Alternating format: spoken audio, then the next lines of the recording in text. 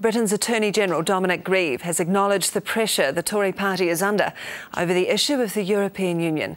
Just this week, London Mayor and prominent Tory Boris Johnson said the UK must be prepared to walk away from the EU if it can't negotiate a new deal. So, what would that mean for New Zealand? Our Trade Minister Tim Groser joins us now.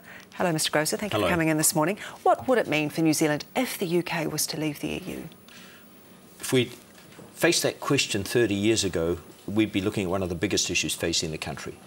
But we've had such success in the last 25 to 30 years in diversifying our earlier extraordinarily high dependence on the British market that I think this is entirely manageable no matter what the British people and their European partners decide. So we sell now 3 times as much, believe it or not, to Africa and the Middle East as we do to the UK.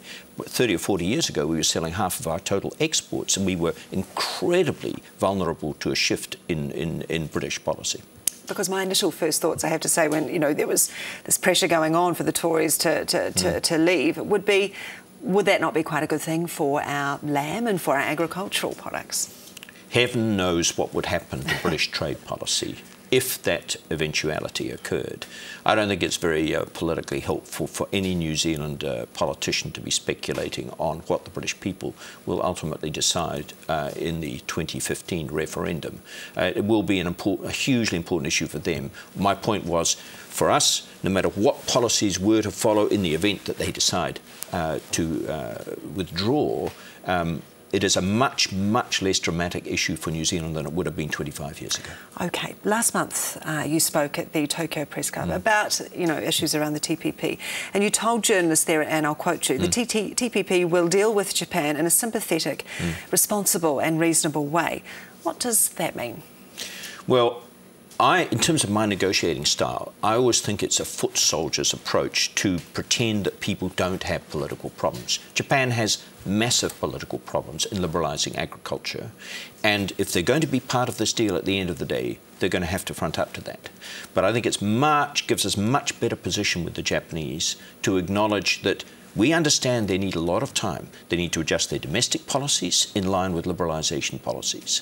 And I think, just to pretend as if it's all straightforward and you can just do this tomorrow, I think is a very weak and, frankly, rather juvenile approach. So we will have to give them heaps of time to adjust. They are massively out of alignment with world prices, and it's going to take some time. How much, for example, could we hope for in terms of the reduction on the tariff on butter? Because at the moment it's 360%, which is pretty extraordinary. Look, this TPP thing was interesting before 3 giant economies joined in the last 4 or 5 months: Mexico, Canada, and now Japan. This is now coming as big as King Kong.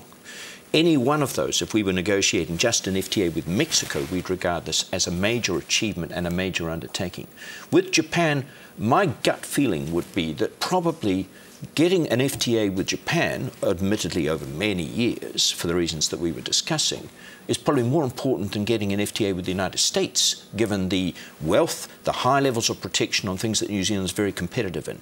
So I and the New Zealand business people who are involved in the economic relationship are actually very excited about this. At the same time, we know that it's going to be very difficult. How long would it take for Japan? How long would you have to allow Japan to sort of dismantle some of those protectionist policies? Oh, look, people typically are thinking of 10 years. I mean, in the CER, for example, the first step New Zealand took into liberalisation, we originally foreshadowed a system of nearly 15 years before we'd eliminate the last protection against Australia. In the end, the liberalisation went much better than we expected, and we were able to accelerate that timetable. But we're not expecting the Japanese to do this fast. And frankly, from New Zealand's point of view, we don't need to. We've had such success in the last 25 years of developing our economic relationships with Australia, with China, with Southeast Asia, that we're not sitting here with sort of export products desperately trying to find a market. There are limits to the extent New Zealand can expand its supply base to take advantage of opportunities that are almost too large for us to handle. Are there other trade agreements outside of the TPP that we could be considering entering into at the moment? Well, absolutely. And, I'm getting on a plane at the end of next week to go in part to Colombia the Prime Minister led a business delegation to a number of the Latin economies. We were trying to do exactly the same thing, and we've got the beginnings of a political agreement through the discussions he had with President Santos of Colombia to an FTA. Now, this itself is part of a much bigger future for New Zealand. Latin America is being divided up into essentially two blocks with two quite different philosophies. One is called the Mercosur Agreement, which is based around Argentina, Brazil, Venezuela. They've been on the scene now for, I don't know, 10, 15 years. But this other thing that's emerging, with Mexico as the largest player, Colombia, Chile and Peru, is called the Pacific Alliance. And both we and the Australians we just feel we're a natural fit with these people. They're outward-looking, they believe in integrating their economies, they've had appalling past, military dictatorships, terrorism, but they're all determined to move into the real world. And I think this could be the start of something quite exciting. What would we be interested in trading with them, and what would they have? That we think agriculture technology rather than... Look, we don't actually need these export markets to... China's sucking up just about everything we can do in terms of our traditional pastoral strength, and India will eventually become just as big a player in the next 15 years, in my personal view. So with these countries, what we want to do is to start selling our export of services, our agriculture technology, and niche products. I've even got one consulting firm, Motto Research, that's selling them climate change policy advice. So it's a very more sophisticated future, I think. OK, what's on the horizon for you now as well? You know, you didn't proceed with the WTO bid. Where are you going to go? You're pretty passionate about what you're talking about. Yeah, what's on the horizon for you? Well, I can assure you, Rachel, that when I went to the Prime Minister and other ministers to discuss this, we knew it was going to be heavy sledging. But I said, look, from a personal point of view, that would be, given my training and background, the best job in the world.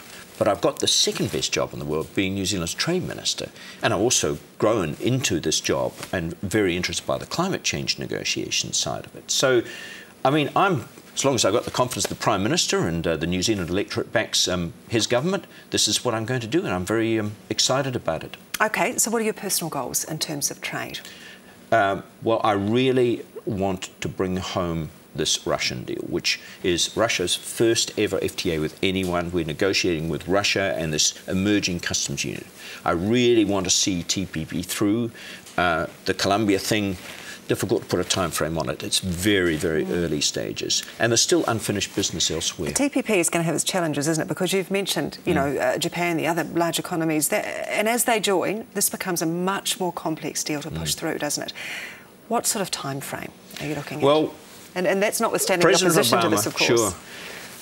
President Obama, in the end of 2011, held a meeting of leaders. The Prime Minister couldn't go. It was right in the middle of the election, so Bill English represented New Zealand as the Deputy Prime Minister of our country.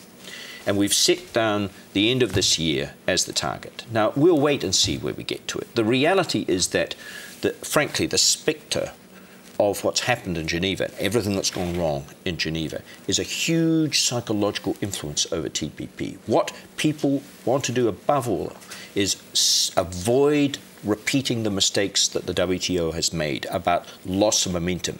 What I think everyone understands is that by kicking the can down the road on tough political issues, it doesn't make it easier to take them later on. It actually makes it more difficult because you've lost momentum. So, frankly, nobody knows is the truth of the answer, but we're following the script our leaders have agreed, and that's what I'll be doing. What about Russia? Because presumably that will be less complex. It's my understanding that was supposed to be finished by last year. Yeah, what's the timeline for that? I have never been part of a negotiation which kept to a timetable. Up to now, I've never been a member of a New Zealand negotiating team, which has failed, by the way, either. But sometimes it's just taken forever and a day. With respect to Russia, the problem there is they've never done one of these agreements before. They only just entered the WTO after 18 years of negotiation, made the Chinese negotiations, which took 12 years, look small. So we're trying to get some clean decisions. We understand they're a great country. They're doing it with us for the same reason the Chinese did it with us, which is they see a very progressive, small, open economy, But we are highly experienced in these matters, and their system is simply grappling with something they haven't seen before. Presumably, if you get all of this tied up pretty neatly before 2014, would you look to stand again? Absolutely. It's certainly my intention if I've got the support of the Prime Minister and the party. All right, Tim Groser, Trade Minister, appreciate your time this morning. Thank you.